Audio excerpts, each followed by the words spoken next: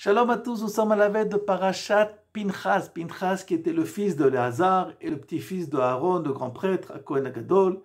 Et Pinchas va avoir le mérite de rentrer dans la dynastie des Kohanim après l'acte de bravoure qu'il a commis à la fin de la parasha de la semaine dernière en tuant un des chefs d'Israël de la tribu de Shimon qui est allé avec une des prostituées de la nation de Midian. Après cela, nous allons avoir l'ordre divin de faire la guerre à la nation de Midian après ce qu'ils nous ont fait. Nous allons avoir aussi un dénombrement du Ham Israël et Dieu va nous transmettre les lois de l'héritage.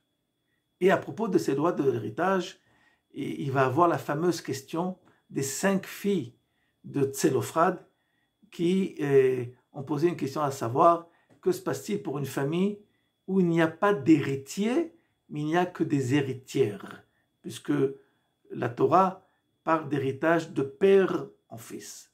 Nous allons y revenir dans un petit moment. Après cela, nous allons avoir le passage, la passation des pouvoirs entre Moshe et Yehoshua, Josué, et une sorte d'intronisation. Et cette paracha va finir par les différents sacrifices que nous avons le devoir d'amener au fur et à mesure de l'année, chaque jour, Shabbat, Rosh Chodesh, Pesach, Shavuot, Rosh Hashanah, Yom Kippour, Sukkot. Revenons à nos filles de Tselophrad. Les filles de Tselophrad ont entendu l'enseignement divin, à savoir que comment un fils hérite de son père et comment sa parcelle de terre en Eretz Israël se divise entre les différents enfants. Et les Benot Tselophrad et les filles de Tselophrad, tout simplement, étaient 5 filles, il n'y avait pas de frères. Et donc ils ont posé la question à Moshe Rabbeinu, qu'est-ce qui se passe pour nous? Est-ce que la part de papa va être anéantie? Ou est-ce que nous avons le droit de la partager entre nous? Et de là, on apprend quelque chose d'extraordinaire de la question des filles de Tselophrad. Première chose de base qu'on apprend, c'est que lorsque tu as une question, pose-la. Ne garde pas les questions pour toi. Et ne crois pas qu'il y a des questions qui ne se posent pas. Toutes les questions sont bonnes. Toutes les questions se posent. Mais à une condition. À une condition. Et c'est le deuxième enseignement des filles de Tselophrad. Les filles de Tselophrad ne sont pas venues défendre un intérêt économique. On veut notre héritage. Ce n'était pas du tout leur approche. Leur approche était de pouvoir approfondir l'enseignement divin quant à l'héritage. Qu'est-ce qu'elles ont dit? Notre père est mort par sa faute. Par sa faute, il y a une discussion dans la Gemara à savoir, est-ce qu'il est mort est-ce que c'était le juif qui a transgressé le Shabbat dans le désert, ou est-ce que c'était un de ceux qui n'ont pas accepté le décret divin de mourir dans le désert, il a essayé par lui-même de partir et de monter en Eretz Israël, et il est mort sur le chemin. Mais en tout cas, il est mort par sa faute. Et viennent les filles de Tselophrad dire « notre papa a fauté ». C'est pas ça la question. La question, c'est de savoir comment on peut éterniser le nom de quelqu'un, même s'il a fauté. Même s'il a fauté. Il est mort par sa faute. Il a payé sa faute.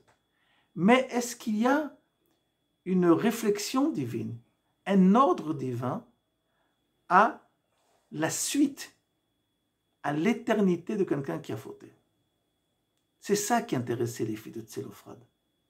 Parce que recevoir économiquement sa part, c'est une question égoïste.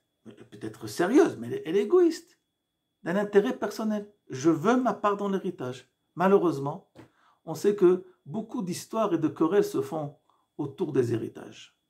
Alors que la Torah vient nous enseigner que l'héritage que donnent les parents à leurs enfants, c'est une marque dans l'éternité. Lorsque les choses se passent de génération en génération, ce mouvement de génération en génération vient tout simplement se lier à la chaîne de l'éternité.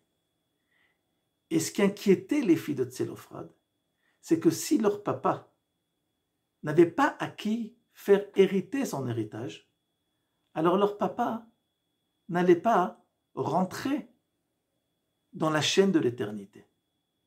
Et c'est ça qui les intéressait. C'est pas la parcelle de terre. C'est de savoir comment un juif, comme notre papa, peut se permettre de rester dans l'histoire et le développement de l'éternité, même s'il y a eu incident au courant de sa vie. Et donc, Moshe Rabbeinu a très bien compris la question, et il va aller poser la question à Dieu. Et Dieu va émettre à partir de la question des 5 filles de Tselophkhad, et quelles sont les lois de l'héritage pour des familles et où il n'y a que des héritiers. Mais ce qui est assez important, et ce qui est extraordinaire dans cet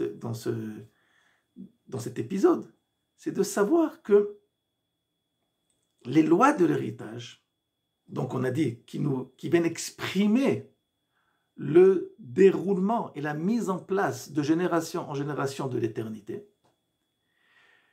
par quoi cette loi de l'héritage va s'exprimer? Par l'héritage que chacun d'entre nous a sur la terre d'Israël. Chaque juif a une parcelle de la terre d'Israël. Les Tosafot, dans la Gemara, dans le Talmud, nous enseignent que chaque juif a 4 amot sur 4 amot en Eretz Israël, ce qui veut dire 2 mètres sur 2 mètres, ce qu'on appelle 2 mètres carrés. Ce qui veut dire que aussi que l'éternité qui existe au sein du Ham Israël, au sein de chaque juif, passe par notre possession d'une parcelle d'Eretz Israël. Et là, on comprend quelque chose d'extraordinaire. C'est que les Juifs, au fur et à mesure de leur histoire, dans la diaspora, ont acheté et ont accumulé des biens. Mais ces achats et ces biens n'ont aucun rapport avec l'éternité. C'est tout simplement du business, ce qui est très bien. Mais ça reste au niveau de l'accomplissement personnel. On a vu, il y a à peine 80 ans en arrière, qu'est-ce qui s'est passé avec la richesse de nos frères juifs en Europe, complètement dépouillés. La possibilité de pouvoir que la richesse est une expression d'éternité, c'est que si je lie ma possession personnelle à l'histoire du Ham Israël qui se déroule en Eretz Israël.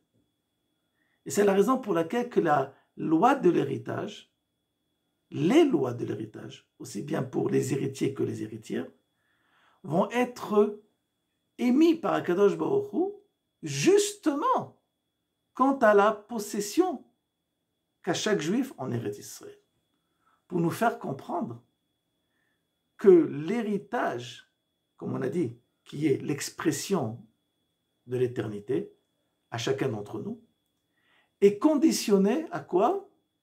Est-ce que nous faisons partie du déroulement de l'actualité juive en Eretz Israël? Et c'est ce qui est venu nous apprendre aussi les filles de Tselophkhad.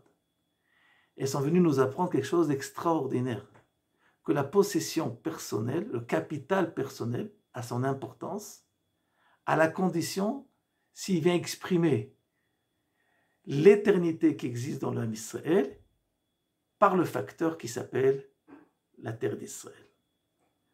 Alors, nous nous souhaitons à tous d'approfondir ce lien avec notre terre afin de pouvoir aussi nous développer, même au niveau personnel. Shabbat Shalom à tous.